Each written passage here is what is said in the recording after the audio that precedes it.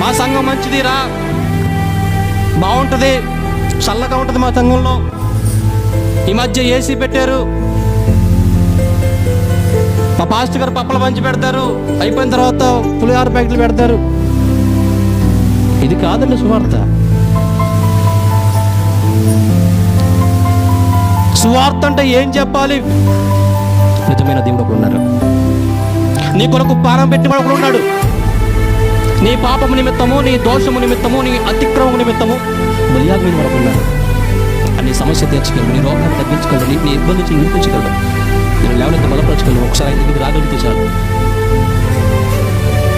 నీ కొరకు జన్మించదు, నీ కొరకు మరణించదు, నీ కొరకు తిరిగి లేచదు. ఇది కదా సువార్త అంటే. దేవుడు అదే చెప్పాడు, ఇదిగో ప్రజలందరికీ కలగ మహా సంతోషకరమైన సువార్తను నేను మీకు తెలియజేస్తున్నాను. ఏంటయ్యా అంటే, దావీదు పట్టణము నేను రక్షకుడు మీ కొరకు పుట్టి ఉన్నాడు. ఇదే సువార్త. నేను ఇంతకుముందు గొప్ప